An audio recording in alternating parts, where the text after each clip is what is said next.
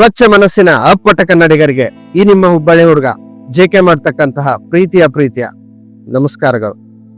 ಮೊದಲನೇದಾಗಿ ಲೋಕದ ಕಾಳಜಿ ವಿತ್ ಮಿಸ್ಟರ್ ಜೆಕೆ ಅಂತಕ್ಕಂತ ಈ ಒಂದು ಯೂಟ್ಯೂಬ್ ಚಾನಲ್ಗೆ ಎಲ್ಲರಿಗೂ ಕೂಡ ಸ್ವಾಗತವನ್ನು ಕೋರ್ತಾ, ಹಾಗೆ ಇವತ್ತಿನ ಈ ಒಂದು ಸಂಚಿಕೆ ಒಳಗ ನಮ್ ಜೊತೆಗೆ ಲೋಕದ ಕಾಳಜಿಯನ್ನು ಮಾಡಕ ಆಸ್ ಅ ಗೆಸ್ಟ್ ಆಗಿ ಹುಬ್ಬಳ್ಳಿ ಧಾರವಾಡದ ಒಂದು ಪ್ರಸಿದ್ಧ ಸಂಗೀತಗಾರರಾದಂತಹ ಮಿಸ್ಟರ್ ಶಶಿಕಾಂತ್ ಭೋಸಲೆ ಅವರನ್ನ ನಾನು ಈ ಒಂದು ಕಾರ್ಯಕ್ರಮಕ್ಕೆ ಸ್ವಾಗತವನ್ನು ಕೋರ್ತಾ ಇದ್ದೇನೆ. ಸರ್, ಕಾರ್ಯಕ್ರಮಕ್ಕೆ ಸ್ವಾಗತ.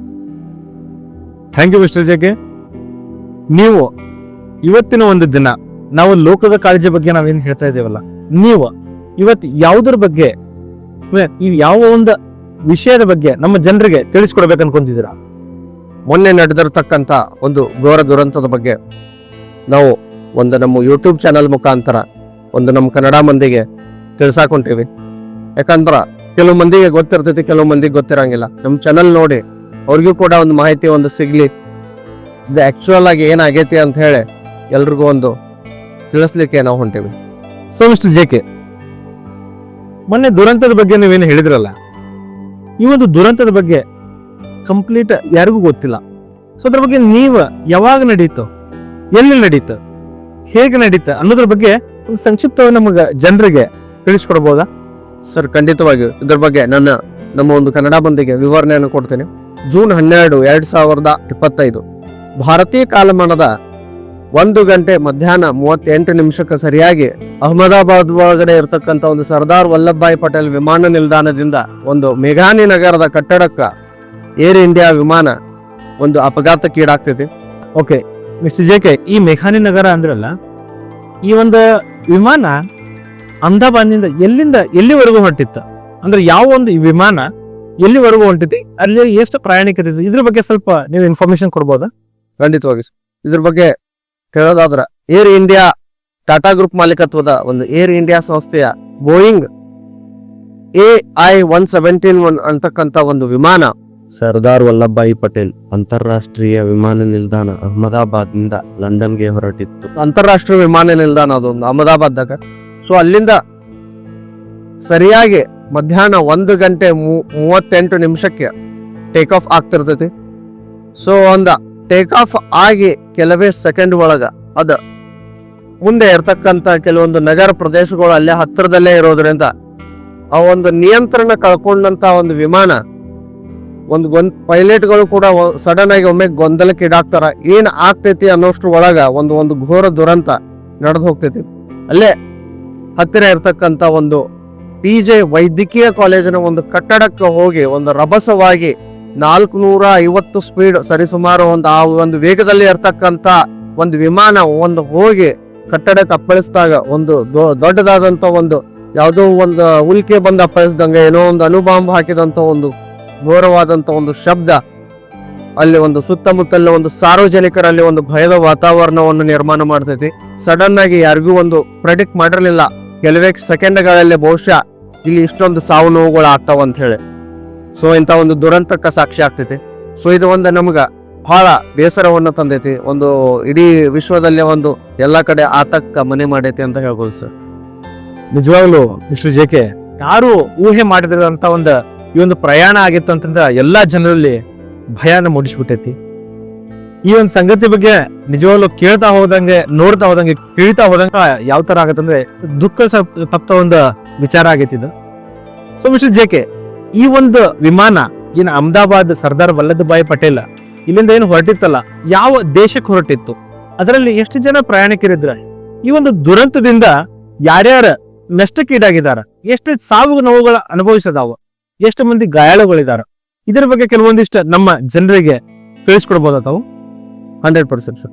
ಸರ್, ಈಗ ಆಕ್ಚುಲಿ ನಮ್ಗೆ ಹೇಳ್ಬೇಕಂದ್ರೆ ಒಂದು ನಾವು ಭಾವನಾತ್ಮಕವಾಗಿದ್ರ ಒಳಗಡೆ ನಮಗೂ ಒಂದು ಅತೀವ ಪ್ರಮಾಣದ ಒಂದು ದುಃಖದಲ್ಲಿ ನಾವು ಕೂಡ ಈಗಲೂ ಕೂಡ ಹೊರಗಡೆ ಬರಕ್ ಆಗ್ತಾ ಇಲ್ಲ. ಸುಮಾರು 265 ಜನ ಈ ಒಂದು ದುರಂತದಿಂದ ಸಾವಿಗೀಡಾಗ್ತಾರ.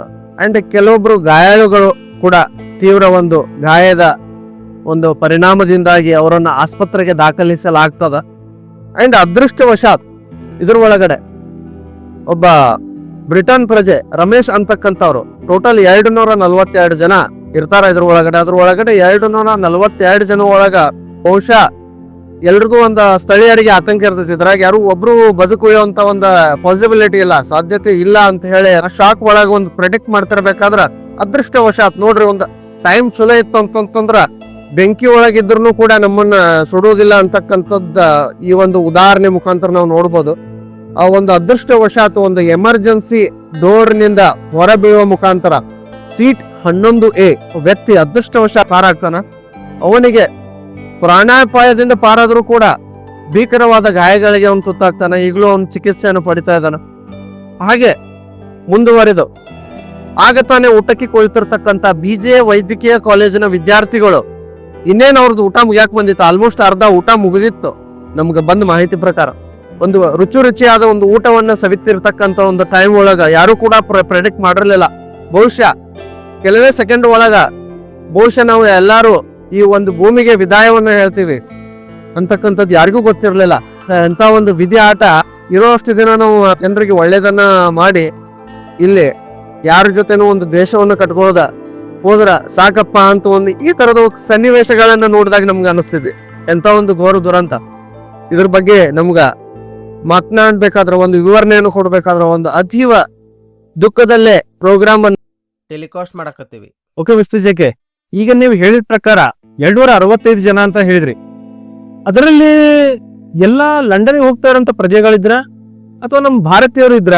ಅದರಲ್ಲಿ ಯಾರ್ಯಾರ ನಮ್ಮ ಭಾರತ ಪ್ರಜೆಗಳು ಯಾರ್ಯಾರು ಇದ್ರು, ಏನು ಇದ್ರ ಬಗ್ಗೆ ಏನಾದ್ರು ನೀವು ಮಾಹಿತಿ ಕೊಡ್ಬೋದಾ? 7 ಜನ ಪೋರ್ಚುಗೀಸ್ ಪ್ರಜೆಗಳು, ಕೆನಡಾ ಪ್ರಜೆ, 52 ಜನ ಬ್ರಿಟಿಷ್ ಪ್ರಜೆಗಳು, ಹಾಗೆ ಮುಂದುವರೆದು 169 ಜನ ಭಾರತೀಯ ಪ್ರಜೆಗಳು. ಒಟ್ಟಾರೆಯಾಗಿ ಸಿಬ್ಬಂದಿಗಳೆಲ್ಲ ಸೇರಿ 242 ಜನ. ಬೈಫರ್ಕೇಟ್ ಮಾಡಿ ಹೇಳೋದಾದ್ರೆ 230 ಜನ ಇದರಲ್ಲಿ ಪ್ಯಾಸೆಂಜರ್ಸ್ ಟ್ರಾವೆಲ್ ಮಾಡತ್ತಿದ್ರು. ಇನ್ನು ಮಿಕ್ಕಂತಹ ಪೈಲಟ್ನ 2 ಜನ ಪೈಲಟ್ನ ಹಿಡ್ಕೊಂಡು ಒಂದು 12 ಜನ ಏರ್ ಇಂಡಿಯಾದ ಸಿಬ್ಬಂದಿಗಳು ಇದ್ರ ಒಳಗಡೆ ಪ್ರಯಾಣವನ್ನು ಮಾಡ್ತಿರ್ತಾರೆ. ನಮ್ಮ ವಿಶ್ವ ಕಂಡ ಅತ್ಯಂತ ಒಂದು ಘೋರ ದುರಂತದ ಒಳಗ ಎಲ್ಲಾ ಕಡೆ ಸುದ್ದಿ ಆಗತೈತಿ. ಇದ್ರ ಬಗ್ಗೆ ಮಾತಾಡ್ಬೇಕಾದ್ರ ಒಂದು ಎವ್ರಿ ವರ್ಡ್ಸ್ ಅನ್ನ ಡೆಲಿವರ್ ಮಾಡ್ಬೇಕಾದ್ರ ನನಗೊಂಥರ ದಿಗ್ಭ್ರಮೆ ಆಗತೈತಿ ಇದೆಲ್ಲ ಕೇಳಿ. ಈ ಅಪಘಾತದಲ್ಲಿ ಈ ಇವ್ರಿಗೆ ಏನು ಪರಿಹಾರ ಧನ ಅಥವಾ ಚಿಕಿತ್ಸೆಗೆ ಏನು ಸಹಾಯ ಮಾಡಿದಾರಂತ ನೀವೇನ್ ಹೇಳ್ಬೋದು? ಸರ್, ನಮಗೆ ಬಂದ ಮಾಹಿತಿ ಪ್ರಕಾರ ಟಾಟಾ ಗ್ರೂಪ್ ಮಾಲೀಕತ್ವದಿಂದ ಮೃತರ ಕುಟುಂಬಗಳಿಗೆ ತಲಾ 1 ಕೋಟಿ ಪರಿಹಾರವನ್ನು ಕೊಡುವ ಮುಖಾಂತರ ಆರ್ಥಿಕ ಸಹಕಾರವನ್ನ ಕೊಟ್ಟಿದಾರ. ಅಂದ್ರೂ ನೋಡ್ರಿ ಸರ್, ಇದು ಹೆಂಗ್ ಇರ್ತೈತಿ ಅಂತಂದ್ರ ಇವತ್ತು 1 ಕೋಟಿ ಕೊಡ್ಬೋದು, 10 ಕೋಟಿ ಕೊಡ್ಬೋದು, 100 ಕೋಟಿ ಕೊಡ್ಬೋದು. ಅದ್ರ ಹೋಗಿರ್ತಕ್ಕಂತ ಒಂದು ಪ್ರಾಣಕ್ಕೆ ಬೆಲೆ ಕಟ್ಟಕ್ ಆಗೋದಿಲ್ಲಲ್ಲ. ಆಗೋದು ನಿಜವಾಗ್ಲು ನೀವು ಹೇಳೋದು ಸರಿಯಾಗಿದೆ. ಚಿಕಿತ್ಸೆ ಪಡಿತಾ ಇದಾರಲ್ಲ ಅವರದ ಬಗ್ಗೆ ನೀವೇನಂತೀರಾ? ಸರ್, ಅವ್ರಿಗೂ ಕೂಡ ಉಚಿತವಾಗಿ ವೆಚ್ಚವನ್ನು ಭರಿಸ್ತಕ್ಕಂತ ಒಂದು ಕೆಲಸ ಕಾರ್ಯಗಳು ಒಂದು ಟಾಟಾ ಗ್ರೂಪ್ ಮಾಲೀಕತ್ವದಿಂದ ಆಗಾದೈತೆ. ಯಾಕಂದ್ರೆ ಆಲ್ರೆಡಿ ಅವರು ಎಲ್ಲ ಮಾಧ್ಯಮಗಳಲ್ಲಿ ಅವರು ಕೂಡ ಒಂದು ಸಂತಾಪವನ್ನು ವ್ಯಕ್ತಪಡಿಸುವಂತ ಮುಖಾಂತರ ಏನೆಲ್ಲ ಒಂದು ಆರ್ಥಿಕ ಸಹಕಾರವನ್ನು ಕೊಡಬೇಕು, ಒಂದು ಪರಿಹಾರ ಆಗಿರ್ಬೋದು ಅಂಡ್ ವೈದ್ಯಕೀಯ ಖರ್ಚು ವೆಚ್ಚಗಳನ್ನ ಭರಿಸುವಲ್ಲಿ ಉಚಿತವಾಗಿ ಎಲ್ಲಾ ರೀತಿ ಅನೌನ್ಸ್ಮೆಂಟ್ ಮಾಡಿರ್ತಾರ. ಆದ್ರೂ ಕೂಡ ಎಷ್ಟೋ ಒಂದು ಜನರ ಸ್ಥಿತಿ ಒಂದು ಚಿಂತಾಜನಕ ಆಗೈತಿ. ಯಾಕಂತಂದ್ರೆ ಗಾಯಾಳುಗಳು ಅಂತಂತಂದ್ರ ಅವ್ರೇನ್ ಸೇಫರ್ ಸೈಡ್ ಅಂತ ಅನ್ಕೊಳ್ಳೋ ಹಂಗಿಲ್ಲ. ಈ ಒಂದು ವಿಮಾನ ದುರಂತ ಏನ್ ನಡೀತ ಇದರಿಂದ ಜನಸಾಮಾನ್ಯರ ಮೇಲೆ ಏನೆಲ್ಲ ಒಂದು ಪರಿಣಾಮಗಳಾಗ್ಯಾವ, ಏನೆಲ್ಲ ಲಾಸಸ್ ಆಗ್ಯಾವ, ಇದನ್ನ ನಿಮ್ಮ ಒಂದು ಅಭಿಪ್ರಾಯಗಳೊಂದಿಗೆ ನಮ್ಮ ಒಂದು ಕನ್ನಡ ಮಂದಿ ಜೊತೆ ಶೇರ್ ಮಾಡ್ಕೊಳ್ಳೋದಾದ್ರ ಏನ್ ಹೇಳಕ್ ಇಷ್ಟಪಡ್ತೀರಿ ಸರ್? ಖಂಡಿತವಾಗೂ ಮಿಸ್ಟರ್ JK, ಇದು ಒಂದು ತುಂಬಾ ದುಃಖಕರವಾದ ಸಂಗತಿ ಆಗಿರೋದ್ರಿಂದ ಈ ಒಂದು ಘಟನೆಯಿಂದ, ಈ ಒಂದು ದುರಂತದಿಂದ ಮೊದಲನೇದಾಗಿ ನಮ್ಮ ಜನರ ಮೇಲಾಗಿರ್ಬೋದು ಅಥವಾ ಒಂದು ವಿಮಾನ ಸಂಸ್ಥೆ ಆಗಿರ್ಬೋದು ಅಥವಾ ಈ ಟಾಟಾ ಗ್ರೂಪ್ ಆಫ್ ಕಂಪನಿ ಅಥವಾ ಒಂದು ಏರ್ ಇಂಡಿಯಾ ಒಂದು ಕಂಪನಿಯ ಮೇಲ್ಗಡೆ ಆಗಿರ್ಬೋದು ತುಂಬಾ ಪರಿಣಾಮ. ಹೆಂಗ್ ಪರಿಣಾಮ ಅಂತಂದ್ರೆ ಮೊದಲು ಜನರ ಮೇಲೆ ನಿಮ್ದೆ ಸಾಮಾನ್ಯ ಜನರ ಎಲ್ಲ ಪ್ರಯಾಣ ಮಾಡುವಂತ ಒಂದು ಜನರು ಅವರಲ್ಲಿ ಒಂದು ಭಯದ ವಾತಾವರಣ ಸೃಷ್ಟಿ ಆಯ್ತು. ಈ ವಿಮಾನ ಪ್ರಯಾಣ ಎಷ್ಟು ಸೇಫ್ ಅನ್ನೋದ್ರ ಬಗ್ಗೆ ಒಂದು ಕ್ವಶನ್ ಮೂಡ್ತೈತೆ ಅಲ್ಲಿ. ಕರೆಕ್ಟ್. ಪ್ರಯಾಣ ಮಾಡುವಂತವ್ರ ಬುಕಿಂಗ್ ಕ್ಯಾನ್ಸಲೇಷನ್ ಮಾಡ್ಕೊಳ್ತಿದಾರ, ನಮ್ಮ ಟಿಕೆಟ್ ಕ್ಯಾನ್ಸಲ್ ಮಾಡ್ಕೊಳ್ತಿದಾರ. ಒಂದು ತಾಂತ್ರಿಕ ಲೋಪದೋಷ ಆಗಿರ್ಬೋದು, ನಿರ್ಲಕ್ಷ್ಯತೆಯಿಂದ ಆಗಿರ್ಬೋದು, ಅದರಿಂದ ನಮ್ಮ ಜನರ ಒಳಗಡೆ ಭಯ ಏನು ಉಟ್ಕೊಂಡೈತಂದ್ರೆ ಎಷ್ಟು ಸೇಫ್ ನಮ್ದು ಈ ಒಂದು ಪ್ರಯಾಣ ಅನ್ನೋದ್ರ ಬಗ್ಗೆ ಒಂದು ಪರಿಣಾಮ ಐತಿ ಸರ್. ಸದ್ಯಕ್ಕೆ ಜನರಲ್ಲಿ ಆರ್ಥಿಕವಾಗಿನೂ ಹಾಗೂ ಮಾನಸಿಕವಾಗಿ ತುಂಬಾ ನಷ್ಟಗಳ ಅನುಭವಿಸ್ತಾರ್ರಿ ಈ ಒಂದು ದುರಂತದಿಂದ. ವಿಮಾನ ಸಂಸ್ಥೆ ಏನಿದಾವಲ್ಲ, ಈ ಏರ್ ಇಂಡಿಯಾ ಸಂಸ್ಥೆ ಮೇಲ್ಗಡೆ ತುಂಬಾ ಕೋಟ್ಯಾನು ಕೋಟಿ ನಷ್ಟಗಳ ಆಗುವಂತ ಸಂಭವಗಳಿದಾವೆ ಸರ್. ಯಾವ ತರ ಅಂದ್ರೆ ಇವಾಗ ನೀವು ನೋಡ್ತಿರ್ಬೋದು, ನಿಮ್ಗೆ ಗೊತ್ತಿರೋ ಪ್ರಕಾರ ಈಗ ಆಲ್ರೆಡಿ ಎಷ್ಟೋ ಬುಕಿಂಗ್ ಕ್ಯಾನ್ಸಲೇಷನ್ ಆಗ್ತಿದಾವ. ಲೈಕ್ ಯಾವ್ದು ಎಷ್ಟೋ ಪ್ರಯಾಣಗಳು ಕ್ಯಾನ್ಸಲ್ ಆಗ್ತಿರ್ತಾವ, ಕಂಟಿನ್ಯೂಸ್ಲಿ ಕ್ಯಾನ್ಸಲ್ ಆಗ್ತಾವ. ಯಾಕಂದ್ರೆ ಎಲ್ಲರಲ್ಲೂ ಭಯ ಹುಟ್ಟುಬಿಟ್ಟಿರ್ತಿ. ನೆಕ್ಸ್ಟ್ ಈ ವಿಮಾನ ಸಂಸ್ಥೆಯಿಂದ ನೆಕ್ಸ್ಟ್ ಆ ಪರಿಹಾರ ಧನವನ್ನು ಅವ್ರು ಕೊಡ್ಬೇಕಾಗಿರ್ತಿ. ಅದಲ್ದನ ಈ ಒಂದು ಏರ್ ಇಂಡಿಯಾ ಅನ್ನುವಂತ ಒಂದು ಬ್ರ್ಯಾಂಡ್ ವ್ಯಾಲ್ಯೂನ ಕೂಡ ಅದು ಕಳ್ಕೊಂಡ್ಬಿಟ್ಟಿರ್ತದೆ. ಇದರಿಂದ ಮೇಜರ್ ಪರಿಣಾಮ ಆಗೋದು ಒಂದು ಶೇರ್ ಮಾರ್ಕೆಟ್. ಈಗ ಟಾಟಾ ಗ್ರೂಪ್ ಆಫ್ ಕಂಪನಿಯ ಒಂದು ಏರ್ ಇಂಡಿಯಾ ಒಂದು ಶೇರ್ಗಳ ಕಂಪ್ಲೀಟ್ಲಿ ಕುಸಿದು ಹೋಗ್ಬಿಡ್ತಾವ ಸರ್. ಈ ಇಷ್ಟು ಪರಿಣಾಮಗಳ ನನ್ನ ಅನಿಸಿಕೆ ಪ್ರಕಾರ ಆ ಜನರಿಗೆ ತಿಳಿಸಬಹುದು ಸರ್. 100%. ಅಂಡ್ ನಾನ್ ತಿಳ್ಕೊಂಡಿರೋ ಮಾಹಿತಿ ಪ್ರಕಾರ ಮೊನ್ನೆ ಸಾಲು ವಿಮಾನ ಪ್ರಯಾಣಗಳು ವಿಮಾನ ಸಂಸ್ಥೆ ಅವರೇ ಕ್ಯಾನ್ಸಲ್ ಮಾಡಿದ. ಎದಕ್ಕಂತಂದ್ರೆ ಎಲ್ಲೋ ಒಂದ್ ಕಡೆ ಅವ್ರಿಗೂ ಕೂಡ ಗೊಂದಲ, ಎಲ್ಲೋ ಒಂದ್ ಕಡೆ ನಾವು ತಾಂತ್ರಿಕವಾಗಿ ಮತ್ತೆ ಅದನ್ನು ಮರುಕಳಿಸಬಾರದು ಅಂತಕ್ಕಂಥ ಒಂದು ದೃಷ್ಟಿಕೋನದಿಂದ ಇನ್ನೇನು ಹೊರಡ್ಲಿಕ್ಕೆ ಸಿದ್ಧವಾದಂತಹ ವಿಮಾನ ಪ್ರಯಾಣಗಳು ಕೂಡ ಸಂಸ್ಥೆ ಅವರಿಂದಲೇ ಸಾಲು 4ರಿಂದ 5 ಪ್ರಯಾಣಗಳು ರೀಸೆಂಟ್ ಆಗಿ ಅವರ ಕ್ಯಾನ್ಸಲ್ ಮಾಡ. ಎಲ್ಲ ಒಂದ್ ಕಡೆ ಅವ್ರಿಗೂ ಕೂಡ ಗೊಂದಲ ಇರ್ತೈತಿ. ತಾಂತ್ರಿಕ ವೈಫಲ್ಯ ಏನೋ ಇರ್ಬೋದು ಅಂತ ಹೇಳಿ ಒಂದು ಗೊಂದಲ ಒಳಗನ ಕರೆಕ್ಟ್ ಆಗಿ ಆಮೇಲೆ ಅದನ್ನ ಫೈನಲಿ ಆಗಿ ಒಂದು ಕ್ರಾಸ್ ಚೆಕ್ ಮಾಡಿದಾಗ ಅದರಲ್ಲೂ ಕೂಡ ತಾಂತ್ರಿಕ ವೈಫಲ್ಯಗಳು ಇದ್ದದ್ದ ಅವರು ಒಂದು ಸಂಸ್ಥೆಯವರು ದೃಢಪಡಿಸಿದಾರ. ಈ ತರ ಒಂದು ವೈಫಲ್ಯಗಳನ್ನ ಸಂಸ್ಥೆಗಳು ಎದುರಿಸ್ತಿರ್ಬೇಕಾದ್ರೆ ಅದನ್ನು ಒಂದು ಸರಿಯಾದ ಪ್ರಮಾಣದಲ್ಲಿ ಒಂದು ಮೇಂಟೆನೆನ್ಸ್ ಮಾಡೋ ಮುಖಾಂತರ ಆಗಿರ್ಬೋದು. ಏನೋ ಒಂದು ಸಮಸ್ಯೆಗಳಿದ್ರು ಕೂಡ ಅದನ್ನ ಡಿಟೆಕ್ಟ್ ಮಾಡ್ತಾ ಒಂದು ಟ್ರಬಲ್ ಶೂಟ್ ಮಾಡಿ ಕನ್ಫರ್ಮ್ ಎಲ್ಲ ಒಂದು 100% ಪರ್ಫೆಕ್ಟ್ ಇದೆ ಅಂತಂದಾಗ ಮಾತ್ರ ಅದನ್ನ ಒಂದು ಟೇಕ್ ಆಫ್ ಮಾಡ್ಲಿಕ್ಕೆ ಗ್ರೀನ್ ಸಿಗ್ನಲ್ ಕೊಡ್ಬೇಕಂತ ಹೇಳಿ ನನ್ನ ಒಂದು ಅಭಿಪ್ರಾಯ ಸರ್. ನೀವು ಹೇಳ್ತಾ ಇರೋದು ತುಂಬಾ ಸತ್ಯವಾದ ಮಾತು. ನೀವು ಯಾವ ತರ ವಿಮಾನ ಸಂಸ್ಥೆಯವ್ರಿಗಾಗ್ಲಿ ಜನರಿಗಾಗ್ಲಿ ಏನು ಒಂದು ಸಂದೇಶವನ್ನು ಕೊಡಕ್ಕೆ ಇಷ್ಟಪಡ್ತೀರಿ? ಖಂಡಿತವಾಗಿ ಸರ್, ಇದ್ರ ಬಗ್ಗೆ ಮುನ್ನೆಚ್ಚರಿಕಾ ಕ್ರಮಗಳು, ಬೇಸಿಕ್ ಎಕ್ಸಾಮಿನೇಷನ್ ಅಂತ ಏನು ಕರಿತೀವಿ, ಎಲ್ಲಾ ರೀತಿಯಿಂದ ಒಂದು ತಾಂತ್ರಿಕವಾಗಿ ಎಂಜಿನ್ ನಿಂದ ಹಿಡ್ಕೊಂಡು ಪ್ರತಿಯೊಂದು ಒಂದು ಎಲೆಕ್ಟ್ರಾನಿಕ್ ಡಿವೈಸ್ ಆಗಿರ್ಬೋದು ಎಲ್ಲವೂ ಕೂಡ ಒಂದು ಕಾರ್ಯವನ್ನ ಸರಿಯಾಗಿ ನಿರ್ವಹಿಸ್ತಾ ಇದೆ ಇಲ್ಲೋ ಅಂತಕ್ಕಂಥದ್ದು ಒಂದು ದೃಢಪಡಿಸ್ಕೊಳ್ಬೇಕು. ಇದರಲ್ಲಿ ಯಾವುದೇ ರೀತಿಯ ಒಂದು ಆತುರತೆಯನ್ನ ಪಡಬಾರದು. ಯಾಕಂತಂದ್ರೆ ಇಲ್ಲಿ ಒಂದು ಹೆಚ್ಚಿನ ಒಂದು ಸಮಯವನ್ನ ಕೊಡೋ ಮುಖಾಂತರ ಹೆಚ್ಚಿನ ಪ್ರಮಾಣದ ಒಂದು ನುರಿತ ಇಂಜಿನಿಯರ್ಗಳ ಮಟ್ಟದಲ್ಲೇ ಇದು ಆಗುತ್ತೆ. ಆದರೂ ಕೂಡ ಈಗ ನೋಡ್ರಿ, ಈಗೆಲ್ಲ ಆಲ್ಮೋಸ್ಟ್ ನಮ್ ಕಡೆ ಒಂದು ಸ್ಕಿಲ್ಡ್ ಟೆಕ್ನಿಷಿಯನ್ಸ್ ಇದ್ರೂ ಕೂಡ ತಾಂತ್ರಿಕ ವೈಫಲ್ಯ ಎದಕ್ಕೆ ಆಯ್ತು ಅಂತಂತಂದ್ರ ಎಲ್ಲೋ ಒಂದು ಕಡೆ ಒಂದು ನೆಗ್ಲಿಜೆನ್ಸ್, ಒಂದು ಸರಿಯಾಗಿ ಒಂದು ಗಮನಿಸದೇ ಇರೋದು, ಸಮಯವನ್ನು ಕರೆಕ್ಟ್ ಆಗಿ ಕೊಡದೇ ಇರೋದು, ಒಂದು ಜಾಸ್ತಿ ಸಮಯನ ತೆಗೆದುಕೊಳ್ರಿ. ಅದಕ್ಕಾಗಿ ಒಂದು ಏನೋ ಒಂದು ಪ್ರಾಬ್ಲಮ್ಸ್ ಇದ್ರು ಕೂಡಲೇ ಆ ಒಂದು ಪ್ರಯಾಣವನ್ನ ರದ್ದು ಮಾಡತಕ್ಕಂಥದ್ದಾಗಿರ್ಬೋದು. ಈ ರೀತಿಯ ಒಂದು ದಿಢೀರ್ ನಿರ್ಧಾರವನ್ನ ಒಂದು ವಿಮಾನಯಾನ ಸಂಸ್ಥೆಗಳು ಇದನ್ನು ಪಾಲಿಸಬೇಕಾಗ್ತದ. ಮುನ್ನೆಚ್ಚರಿಕಾ ಕ್ರಮವಾಗಿ ಒಂದು ಮಾನವ ಲೋಪದೋಷಗಳು ಇದ್ರ ಒಳಗಡೆ ಆಗಿರುವಂತ ಸಾಧ್ಯತೆಗಳು ಅದಾವ. ಕಾರಣ ಅಂತ ಹೇಳಿ ಬಂದಾಗ ಅವರಲ್ಲಿ ಏನೋ ಒಂದು ಮಾನಸಿಕವಾಗಿ ಅಸ್ವಸ್ಥತೆ ಆಗಿರ್ಬೋದು, ಕೆಲವೊಂದು ಕೇರ್ಲೆಸ್ನೆಸ್ ಗಳು ಕೂಡ ಒಂದು ಪೈಲಟ್ ಗಳಿಂದ ಆಗಿರುವಂತ ಸಾಧ್ಯತೆಗಳು ಇರ್ತಾವ. ಆರ್ಟಿಫಿಷಿಯಲ್ ಇಂಟೆಲಿಜೆನ್ಸ್, ಅದರ ಒಂದು ಕೃತಕ ಬುದ್ಧಿಮತ್ತತೆ ಅಂದ್ರ ಎಲ್ಲಿ ನಾವು ಜಾಸ್ತಿ ಮ್ಯಾನ್ ಪವರ್ ಅನ್ನ ಯೂಸ್ ಮಾಡೋದನ್ನ ಕಡಿಮೆ ಮಾಡಿ ಒಂದು ಆಟೋಮೇಷನ್ ಅನ್ನ ಕೊಡ್ತೀವಲ್ಲ, ಅಲ್ಲಿ ಕೆಲವೊಂದು ಗೊಂದಲಗಳು ಪರಿಹಾರವಾಗಿ ನಮಗೆ ಸಿಗ್ತಾವ. ಇಲ್ಲೂ ಕೂಡ ಪ್ರತಿಯೊಂದು ಕ್ಷೇತ್ರದಲ್ಲೂ ಕೂಡ ಇದು ಒಂದು ಇನ್ನೂ ಹೆಚ್ಚಿನ ರೀತಿಯಲ್ಲಿ ಒಂದು ಬಳಕೆ ಆಗಬೇಕು. ಆರ್ಟಿಫಿಷಿಯಲ್ ಇಂಟೆಲಿಜೆನ್ಸ್ ಅಂತಂತಂದ್ರೆ ಕೇವಲ ನಾವು ಮಾಡುವಂತ ಕೆಲಸವನ್ನ ಸುಲಭ ಮಾಡೋದಲ್ದ, ಯಾವುದೇ ರೀತಿಯ ಒಂದು ತಾಂತ್ರಿಕ ಸಮಸ್ಯೆಗಳು ಇದ್ರೂ ಕೂಡ ಟೆಕ್ನಾಲಜಿ ಡಿಟೆಕ್ಟ್ ಮಾಡಿ ತನ್ನಿಂತಾನೆ ಅದೇ ಒಂದು ರೆಕ್ಟಿಫೈ ಮಾಡ್ತಕ್ಕಂತ ಒಂದು ಕೆಲಸ ಕಾರ್ಯ ಒಂದು ಆರ್ಟಿಫಿಷಿಯಲ್ ಇಂಟೆಲಿಜೆನ್ಸ್ ಒಂದು ಟೆಕ್ನಾಲಜಿ ತಂತ್ರಜ್ಞಾನದ ಮುಖಾಂತರ ಮುಂದಿನ ಬರ್ತಕ್ಕಂಥ ದಿನದಲ್ಲಿ ಇನ್ನೂ ಹೆಚ್ಚಾಗಿ ಕೆಲವೊಂದು ರಿಸ್ಕ್ ಇರ್ತಕ್ಕಂಥ ಕ್ಷೇತ್ರ ಒಳಗ ಒಂದು ವಿಮಾನ ಪ್ರಯಾಣ ಅಂತಂದ್ರೆ ಅದು ಒಂದು ರಿಸ್ಕ್ ಇರ್ತಕ್ಕಂಥ ಒಂದು ಪ್ರಯಾಣ. ಯಾಕಂತಂದ್ರ ಆಕಾಶದ ಮಾರ್ಗದಲ್ಲಿ ಏನೋ ಒಂದು ಸಮಸ್ಯೆ ಬಂದ್ರೂ ಕೂಡ ತನ್ನಿಂತಾನೆ ಒಂದು ಸರಿ ಮಾಡ್ತಕ್ಕಂಥ ಒಂದು ಶಕ್ತಿ ಇರ್ತಕ್ಕಂಥದ್ದು ಒಂದು ಆರ್ಟಿಫಿಷಿಯಲ್ ಇಂಟೆಲಿಜೆನ್ಸ್ ಐತೆ.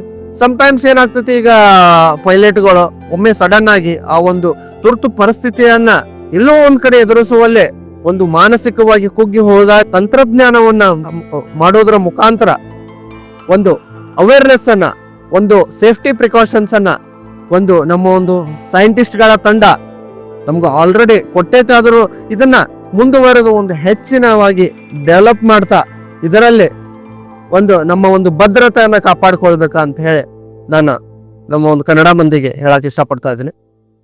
ಸೊ ಮಿಸ್ಟರ್ ಜೆ ಕೆ, ಇನ್ನೊಂದೇನೆಂದ್ರೆ ನನಗೆ ಕೇಳಲ್ಪಟ್ಟಿದ ಪ್ರಕಾರ ಈ ಒಂದು ದುರಂತದಲ್ಲಿ ಇನ್ನೊಂದು ಭಗವದ್ಗೀತೆ ಸಿಕ್ಕಿದೆ ಅಂತ ಹೇಳಿದ್ದಾರೆ. ಇದು ಭಗವದ್ಗೀತೆ ಸಿಕ್ಕಿರೋದು ನಿಜಾನ? ಹೌದು. ಹಾಗೆ ಆ ಭಗವದ್ಗೀತೆಯ ಮೇಲೆ ಈಗ ಕೆಲವೊಂಥರ ಮಾತಾಡ್ತಿದ್ದಾರೆ. ಅದು ಇನ್ನೂ ನೋಡಿ, ಇಷ್ಟೋ ದೊಡ್ಡ ದುರಂತ ಆದ್ರೂ ಕೂಡ ಒಂದ್ ಸ್ವಲ್ಪ ಅದಕ್ಕೆ ಏನೋ ಒಂದು ತಕ್ಕೆ ಆಗಿಲ್ಲ. ಆದ್ರೂ ಇದ್ರ ಬಗ್ಗೆ ನಿಮ್ಮ ಅನಿಸಿಕೆ ಏನಂತೀರಾ? ಇದ್ರ ಬಗ್ಗೆ ನಮ್ಮ ಜನರಿಗೆ ನೀವು ಏನೋ ಒಂದು ಸ್ಟೇಟ್ಮೆಂಟ್ ಕೊಡಕ್ಕೆ ಇಷ್ಟಪಡ್ತೀರಿ? ಖಂಡಿತವಾಗಿ ಸರ್. ಭಗವದ್ಗೀತೆ ಅಂತಕ್ಕಂಥದ್ದು ಒಂದು ಹಿಂದೂ ಧರ್ಮದ ಪವಿತ್ರ ಗ್ರಂಥ. ಇದ್ರ ಮೇಲೆ ಎಲ್ಲ ಒಂದು ಭಕ್ತರಿಗೆ, not only Hindu, even Muslim ಆಗಿರ್ಬೋದು ಅಂಡ್ ಬೇರೆ ಕ್ರಿಶ್ಚಿಯನ್ ಸಮುದಾಯದವರು ಆಗಿರ್ಬೋದು, ಎಲ್ಲರೂ ಕೂಡ ಒಂದು ಧರ್ಮ ಗ್ರಂಥ ಅಂತಂದ್ರೆ ಒಂದು ಭಕ್ತಿಯಿಂದ ಅದನ್ನ ನಂಬ್ತಾರೆ. ಅದರಲ್ಲಿ ಇರ್ತಕ್ಕಂಥ ಕೆಲವೊಂದು ಕೃಷ್ಣ ಪರಮಾತ್ಮರ ಸಂದೇಶಗಳು ಓದ್ತಾ ಹೋದ್ರೆ ಓದ್ತಾನೆ ಹೋಗ್ಬೇಕು ಅಂತ ಅನಿಸುತ್ತೆ. ಕಾಮನ್ ಆಗಿ ಧರ್ಮೋ ರಕ್ಷತಿ ರಕ್ಷಿತಃ ಅಂದ್ರ ಧರ್ಮವನ್ನ ಯಾರು ರಕ್ಷಣೆ ಮಾಡ್ತಾರ, ಧರ್ಮದ ಆಶ್ರಯವನ್ನ ಯಾರು ಪಡಿತಾರ, ಅವರನ್ನ ಧರ್ಮ ಯಾವತ್ತಿದ್ರೂ ರಕ್ಷಣೆ ಮಾಡ್ತೈತಿ ಅಂತಕ್ಕಂಥದ್ದು ಒಂದು ಈ ಸಂದೇಶ ಎಲ್ಲೂ ಕೂಡ ಒಂದು ಸಣ್ಣ ಬೆಂಕಿಗೆ ಆಹುತಿ ಆಗದೆ ಆ ಒಂದು ಧರ್ಮ ಗ್ರಂಥ ಎಷ್ಟು ರಕ್ಷಣೆಯನ್ನ ಹೊಂದಿತ್ತು ಅಂತಕ್ಕಂಥದ್ದು ನಾವು ಈ ಒಂದು ದುರಂತದ ಮುಖಾಂತರ ನೋಡ್ಬೋದು. ಯಾಕಂತಂದ್ರೆ ಧರ್ಮ ಯಾವತ್ತಿದ್ರೂ ಹೆಂಗಿರ್ತೈತೆ ಅಂತಂದ್ರೆ ಬೆಂಕಿಯಲ್ಲೂ ಕೂಡ ತನ್ನ ಒಂದು ಸ್ವಾದಿಷ್ಟವನ್ನ ಕಳ್ಕೊಳ್ಳೋದಿಲ್ಲ. ಸೊ ಇದರ ಒಂದು ಸಂದೇಶ ಈಗಿನ ಒಂದು ಸಮಾಜಕ್ಕೆ ಏನಪ್ಪಾ ಅಂತಂದ್ರೆ, ಈಗ ಒಂದು ಕಲಿಯುಗ ಅಂತಂತಂದ್ರೆ ಸ್ವಲ್ಪ ಪಾಪ ಕಾರ್ಯಗಳೆಲ್ಲ ಜಾಸ್ತಿ ಆದಾಗ ಪರಮಾತ್ಮ ಅವಾಗವಾಗ ಸಂಹಾರ ಮಾಡಕ್ ಬರ್ತಾನ ಅಂಡ್ ಒಳ್ಳೆಯವರನ್ನ ರಕ್ಷಣೆ ಮಾಡ್ತಾನ ಅಂತದ್ ನಾವು ಎಲ್ಲ ಒಂದು ಧರ್ಮ ಗ್ರಂಥದ ಒಳಗೆ ಕೇಳಿಬಿಟ್ಟಿದ್ದೇವೆ. ಹಿಂದಿನ ಕೆಲವೊಂದು ನಮ್ದು ಪೂರ್ವಜನ್ಮದ ಪ್ರಾರಬ್ಧ ಕರ್ಮಗಳು ಕೂಡ ಅದೊಂದು ಫಲ ಕೊಟ್ಟು ಹೋಗ್ತೈತೆ. ಈ ಒಂದು ಭೂಮಿ ಮೇಲೆ ಏನೋ ಒಂದು ಹುಲ್ಲು ಕಡ್ಡಿ ಅಳ್ಳಾಡ್ಬೇಕಂದ್ರು, ಏನೋ ಒಂದು ದುರಂತ ನಡೆದಿದೆ ಅಂತಂದ್ರು, ಏನೋ ಒಂದು ಕರ್ಮ ಸಿದ್ಧಾಂತ ಕಾರಣ ಇದ್ದೇ ಇರ್ತೈತಿ. ಅದು ನಮ್ಮ ಕಣ್ಣಿಗೆ ಅಂಡ್ ನಮ್ಮ ಜ್ಞಾನಕ್ಕೆ ಒಂದು ನಿಲುಕದ ಒಂದು ಶಕ್ತಿ. ಇದು ಒಂದು ಆಧ್ಯಾತ್ಮಿಕದ ಮುಖಾಂತರ ಹೇಳ್ಬೋದು. ಇದರಲ್ಲಿ ಒಂದು ಕೃಷ್ಣ ಪರಮಾತ್ಮರ ಸಂದೇಶ ಅಡಕವಾಗೈತಿ. ಮುಂದೆ ಬರ್ತಕ್ಕಂಥ ದಿನದ ಒಳಗ ಎಲ್ಲರೂ ಕೂಡ ಧರ್ಮ ಮಾರ್ಗದಲ್ಲಿ ನಡೆಯೋಣ, ಧರ್ಮದಿಂದ ಇರೋಣ ಅಂತಕ್ಕಂಥ ಮಾತನ್ನ ಹೇಳ್ತಾ ಮಾತನಾಡ್ಲಿಕ್ಕೆ ಅವಕಾಶವನ್ನ ಮಾಡಿಕೊಟ್ಟಂತ ನನ್ನ ಎಲ್ಲ ವಾಹಿನಿ ವೀಕ್ಷಕರಿಗೂ ಅಂಡ್ ಪ್ರಿಯ ನೋಡುಗರಿಗೂ ನಾನು ಮತ್ತೊಮ್ಮೆ ಮಗದೊಮ್ಮೆ ದುರಂತದ ಬಗ್ಗೆ ವಿಷಾದವನ್ನ ವ್ಯಕ್ತಪಡಿಸ್ತಾ ಎಲ್ಲ ಅಗಲಿದ ಆತ್ಮಗಳಿಗೆ ಶಾಂತಿ ಹಾಗೂ ಅವರ ಎಲ್ಲ ಕುಟುಂಬಗಳಿಗೆ ಒಂದು ದುಃಖವನ್ನು ಭರಿಸುವಂತ ಶಕ್ತಿ ನೀಡ್ಲನ್ ನಾನು ಆ ಭಗವಂತನಲ್ಲಿ ಪ್ರಾರ್ಥನೆ ಮಾಡ್ತಾ ಇವತ್ತಿನ ಸಂಚಿಕೆಗೆ ವಿರಾಮವನ್ನ ನೀಡ್ತಾ ಇದ್ದೇನೆ. ಸರ್ವೇ ಜನ ಸುಖಿನ ಭವಂತು.